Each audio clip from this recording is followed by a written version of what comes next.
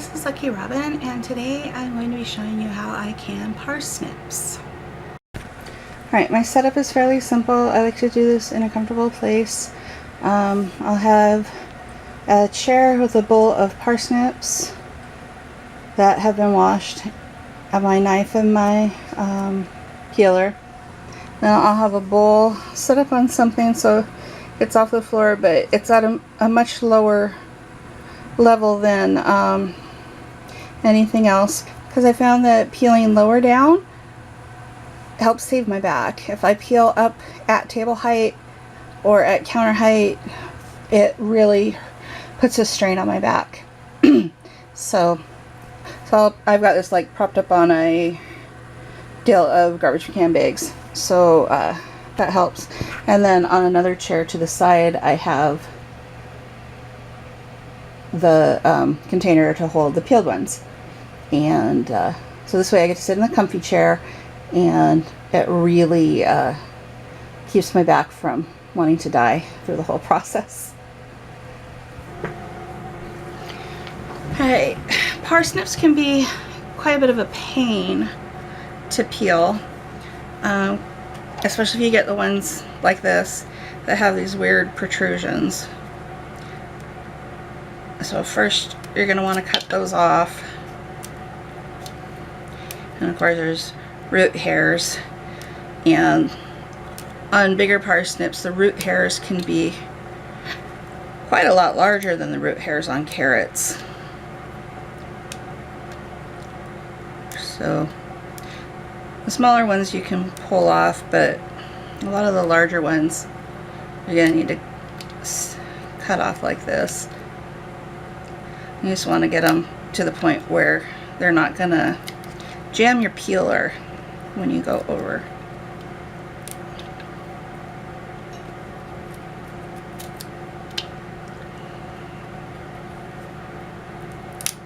And all of these scraps are going to go out to the chickens and ducks and turkeys, so they won't be wasted.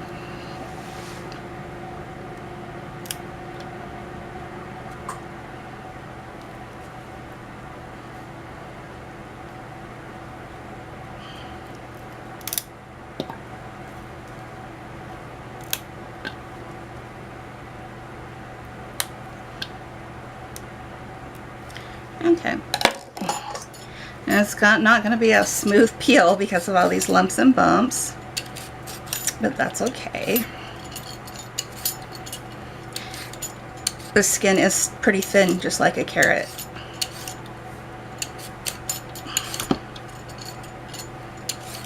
Now,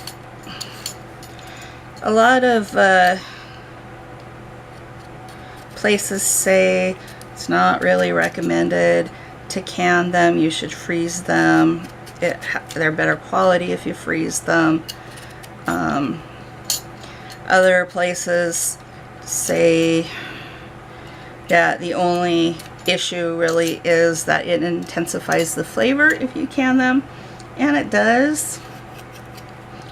So if you're one of the people that is a borderline parsnip liker, you kind of like it, but you're not a huge fan, and intensifying the parsnip flavor might be a problem for you, then you probably don't want to be canning parsnips. But if you absolutely love the flavor of parsnips and you don't mind the flavor being intensified, then this is probably something that you would like. So I am canning them because I like parsnip flavor, and I like the intensity of it, and I want to change up my stew a little bit that I make from my canned goods, like my home canned goods. I get a little tired of just potato and carrot. I like to throw in some parsnips and turnips once in a while.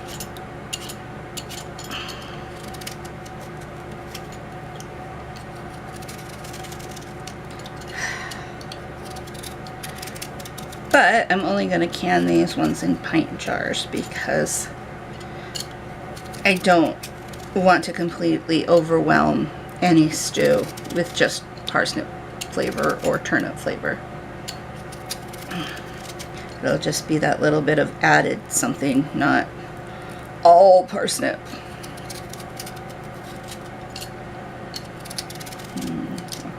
And of course, any bad spots, just like in anything else that you're canning, need to be dug out.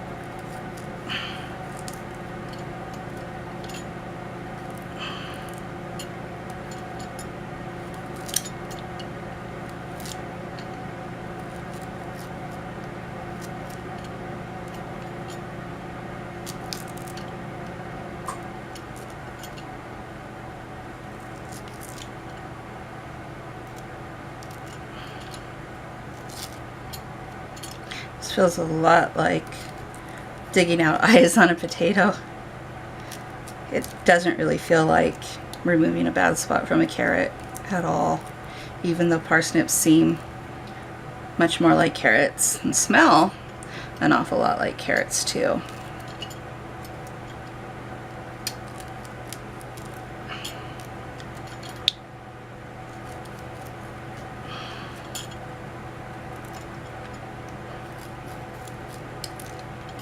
These smaller ones that I have in the bowl don't have bad spots like this, but I had a whole bunch of bad spots on the two great big ones that I got.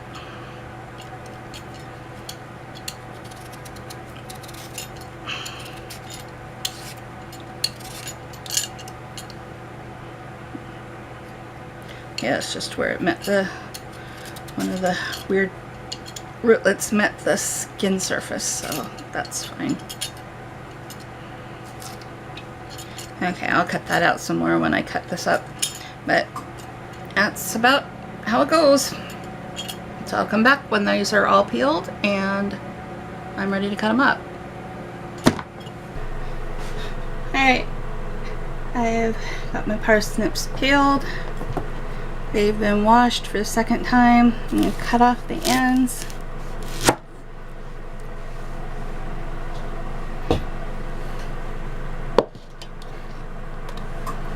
And then I like to cut this part off, so I'm not working with that when I have a great big end like this to work with first.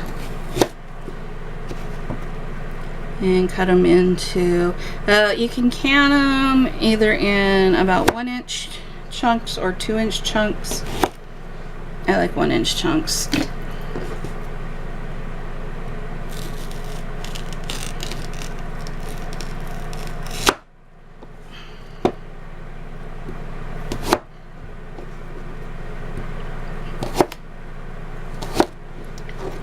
So like so, and the small end is going to be rounds.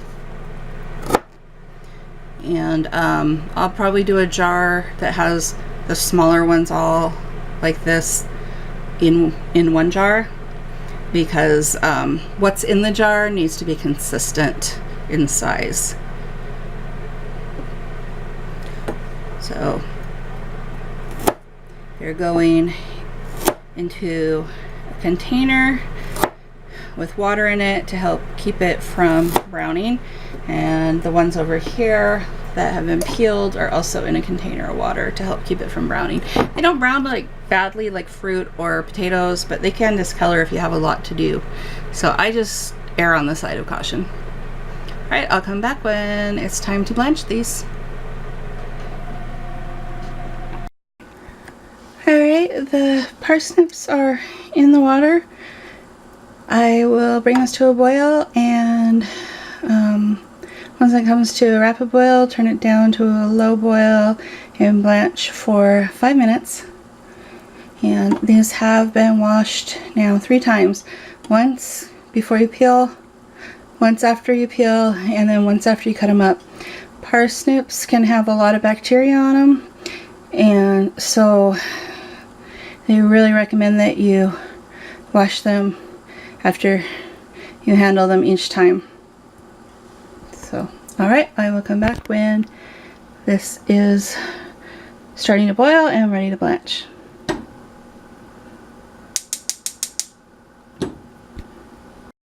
Alright, so it came to a boil and now we are blanching for 5 minutes.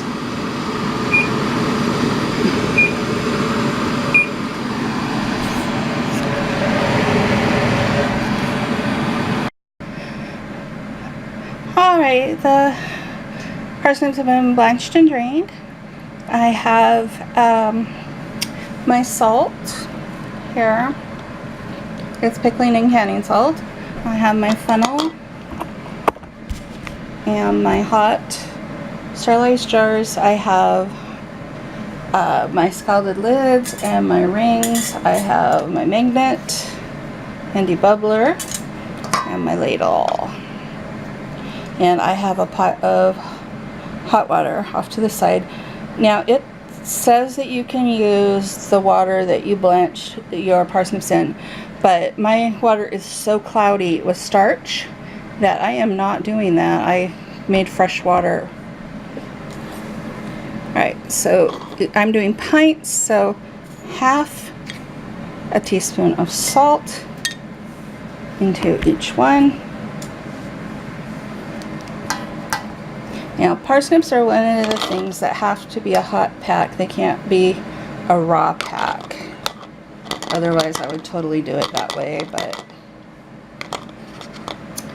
you gotta follow the directions.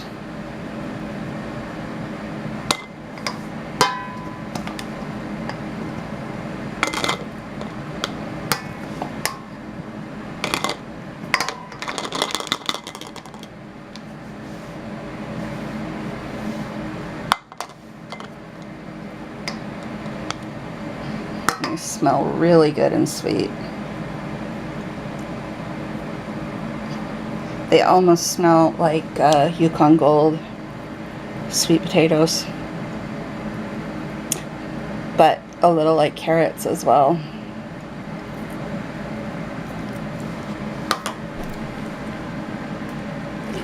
Okay, get my boiling water and pour it into my jar. We want 1 inch of headspace.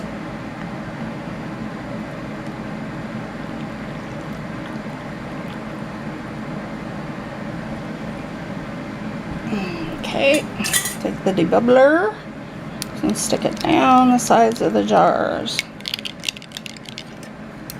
When you have cubes like this, there is a lot of space for air to get trapped, so you really want to debubble well. And then push your pieces back down. Okay, it looks like I might have one too many, so I'm going to pull that out.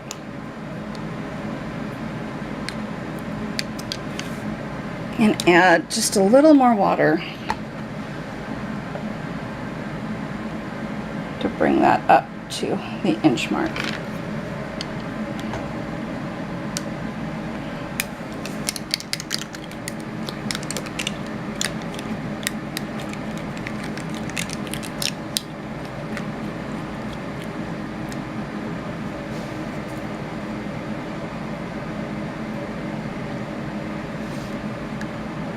And sometimes when you debubble, the water level will go down quite a bit, depending on how many air pockets you have.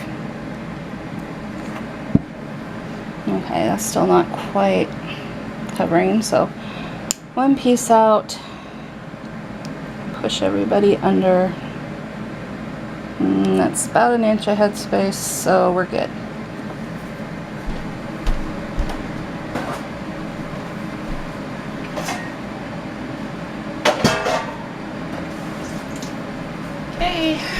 Wipe the rims with a wet napkin or cloth. Take out a scalded lid.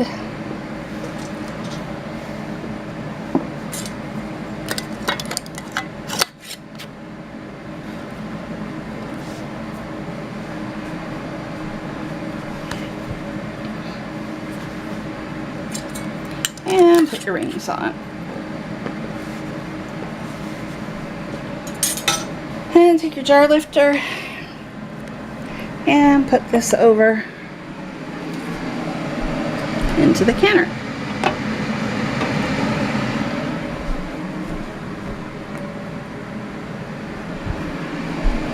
Alright, I will come back when the canner is full.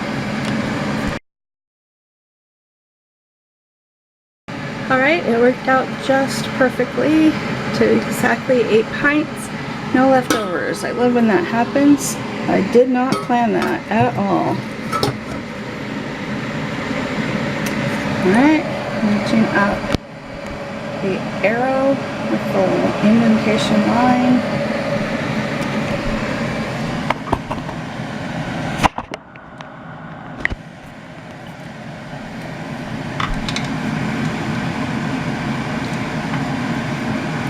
And doing the clamps on the diagonal.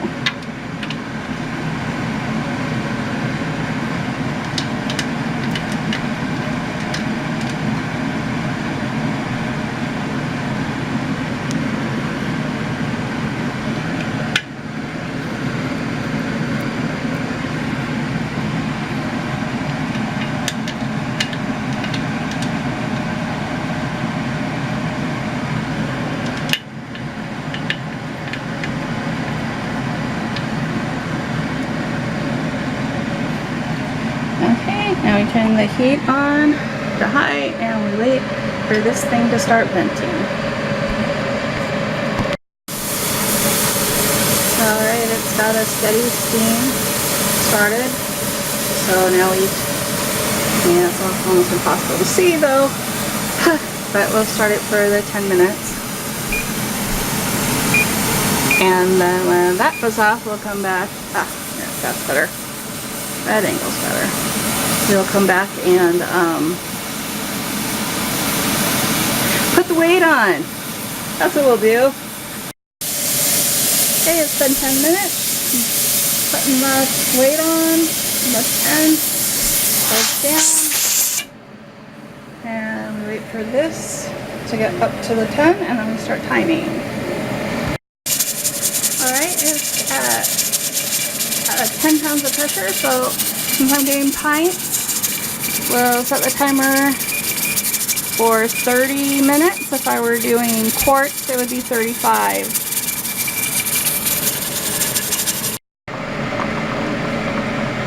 Alright, the pressure's come down on this, so I'm gonna open it up diagonally.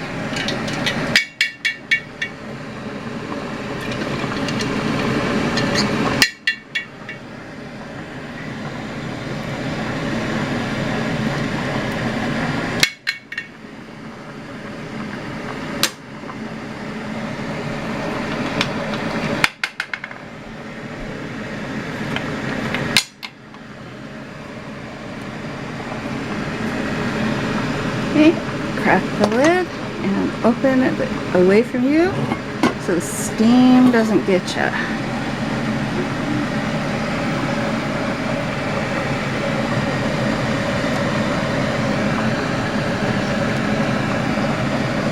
And there we go.